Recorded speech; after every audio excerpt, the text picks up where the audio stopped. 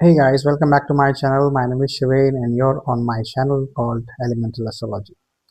So today we are doing another series of videos. These videos will talk about different Raj Yogas. These yogas are not only are mentioned in traditional text, but I've also checked myself in multiple charts that I've read over the years that I have actually seen working in charts of successful people, of people leading good life, and that is what I wanted to share with you. So let me first of all tell you what a Raj Yoga means. Raj Yoga is basically means a combination of planet which which carries the ability to give you a status in your life. A lot of people associate Raj Yoga with money. It is actually not. Money can be a byproduct of a Raj Yoga, but it is not at all about money. It gives you a status in society among people where you might be ruling over a certain amount of people, certain number of people, and that is what a Raj Yoga is. I'll give you an example as well. Let's say there is a company where a lot of employees are working in a very high end job, right? They're making millions of dollars or millions of rupees on monthly basis, and there is a manager, obviously a manager who is ruling over all the people who are earning good money. So manager would be earning even more money than them, and obviously the manager would have a Raj Yoga in his chart. That is the reason he's able to lead such a good number of people. On the other hand, let's say this particular organization has a housekeeping staff, right? And the housekeeping staff, we all know that they don't earn as much as uh, as a corporate employee. And let's say those housekeeping staff has a supervisor who is basically leading all those people, and he's guiding people how exactly they are supposed to do their job. Now if you compare the housekeeping supervisor to the top manager of that company, both the people are actually having status, right? But one person is earning way more as compared to the other one. The housekeeping supervisor might not be earning that much. So what does it mean is that both of them will have a Raj Yoga in their chart, but depending upon the situation, depending upon the combination of planets which are there, the earning aspect might be high or low. So that is what Raj Yoga means. It is not at all related to money. If you are looking for money, then you have to look for Dhan Yoga. Sometimes, if because certain planets rule two signs, there is a scenario where one planet creates a Raj Yoga, it also creates a Dhan Yoga at the same time. So in those scenario, you might see a person where he is actually on a very good status and is also making a very good amount of money. So I hope this clarifies what exactly a Raj Yoga means. We will talk about more of such videos, not just Raj Yogas, but other the good, bad, the worst yogas as well. So a lot of interesting stuff coming up. So let's not waste any further time. Let's start with our first video on Raj Yoga series. If you read about these yogas online or in traditional text, you will come across that extremes have been used to describe these yogas. Meaning, if there is a positive yoga in your chart and you want to read about it, what exactly it is going to do for you, and you'll come across things like you'll become the king, you'll become the minister to a king, you'll have these many cars, these many chariots and whatnot. My purpose to explain these yogas is to give you a practical aspect to it, to tell you exactly what can you expect when you have such yogas in your chart. And not only the effect, I'm also going to tell you the reason behind these yogas creating uh, such circumstances in your life.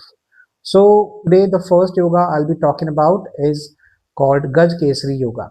So this yoga is made by two planets. One is Jupiter, Brahaspati. The other one is Moon, Chandrama.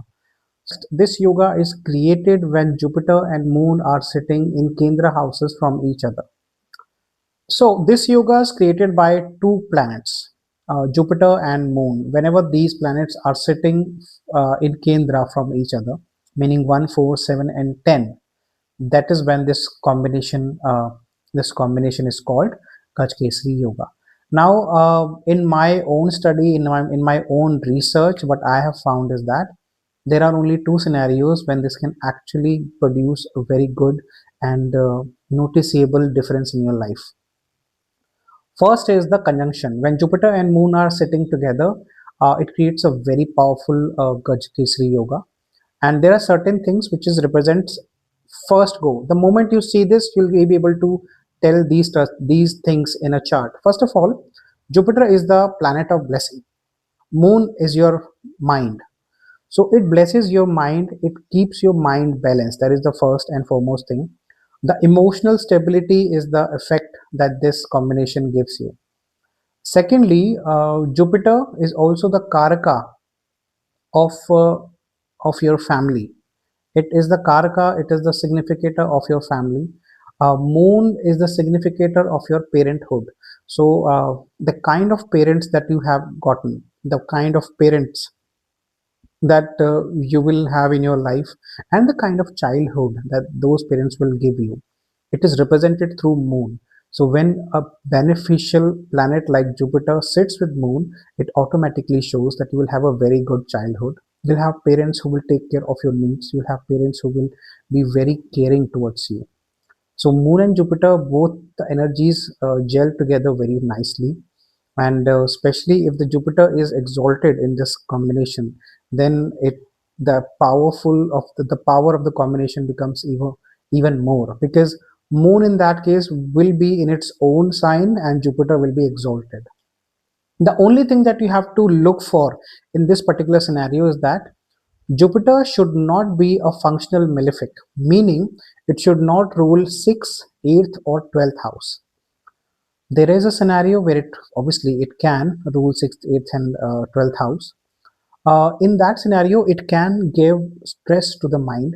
It can give uh, it can give problems to the mind. It can give afflictions related to Moon, afflictions such as unable to sleep, insomnia, afflictions such as high blood pressure. So yeah, so this is a things that you have to look for. However, despite giving these problems, Jupiter and Moon combination will still give you whatever things which I've told you. It will give you a good childhood. It will give you good financial condition of your family, and it's a very good combination to have educated family as well. So most likely scenario is the parents of yours will be educated if you have this combination in your chart. Education will play a key role in your life as well as in your family's life. Jupiter is also the significator of abundance, and Moon is the significator of keeping that nest egg, that saving. So Moon represents financial things in your life, as in one of the part of financial things is represented through Moon as well as Jupiter. So both of them, when they are sitting together, they give needless to say that it will give you a good financial condition. On the flip side, if let's say Moon is the lord of any of the bad houses like 6th, 8th, and 12th, I don't really mean them to be bad. It's just that it represents certain things which we are not fond of. So 6th house, 8th house, and 12th house, which are called Dukh Sthan of Kundali. So if Moon is, let's say, ruling any one of these houses, now Jupiter has the quality of expanding things, whichever sign it sits in, whichever house it sits in, and whichever planet it sits with. So if Moon is, let's say, ruling 6th house, which represents your enemies, which represents your diseases, and Jupiter is sitting with Moon, so what will it do? It will expand the qualities of Moon in that particular house. So you will might have issues with enemies. You might have issues with certain diseases which are long-term diseases that are prevalent, like diabetes, like blood pressure, etc. So that is the problem. That is the thing that you have to look for. I mean, obviously, not every combination, not every house, not every planet is perfect. So definitely, there will be some or the other issues also that you might face in this particular scenario. But yeah, overall it's a very good combination to have. If I judge the benefits versus the disadvantages, I believe benefits will be much more, and that's what we look for. The second most powerful combination would be when Jupiter and Moon are sitting 7 houses apart. You can take a look when they are looking at each other from 7 house apart. That is called aspect. Drishti कहते हैं उसको, and that also creates a very good positive combination. In my moon video, I discussed that moon is a very influential planet. It can be influenced by any energy. So when Jupiter looks at the moon, it's a very positive energy it receives, and so it again creates a combination of very good childhood, very good parents who are looking after you all the time, who are there for your support all the time. This combination actually relieves the person from the evils of what you will get in case of a conjunction. Because even if, let's say, Jupiter or Moon are ruling one of the difficult places, Jupiter or Moon, the one planet will not be ruling the bad house. So you count from Aries all the way to the Pisces. There is no combination where both of them will be ruling a bad house. One of the planet will definitely be ruling a good house. So that is how this combination can be beneficial. And an aspect to the moon is much better as compared to the conjunction to the moon. I'll tell you why. Because moon is what we see. Moon is our mind. And when we see Jupiter in front, we see good things in our life. We see good teachings in our life. Such people have good manners. Such people will meet people who will always give them good advice. So these people will be very well mannered, will be very well adjusted.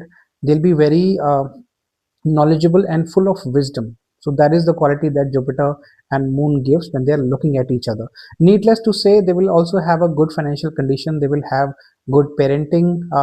They'll have good childhood growing up. The parents will be good, supporting, and this can also turn into a Raj Yoga depending upon which sign placement, depending upon which lagna is there. If it is, let's say, Cancer lagna, and or it is, let's say, Pisces lagna. In both the scenarios, this even Scorpio lagna. In all three scenarios, this combination actually becomes a Raj Yoga, and wherever it is sitting through those particular houses, this combination can give you a status in your life. So guys, this was my analysis of Raj Yoga called Gaj Kesari. A lot of such Raj Yoga and Dhan Yoga's videos will be coming up very soon. So if you like my content, kindly like the video, subscribe the channel, and stay tuned. Thank you. Bye bye.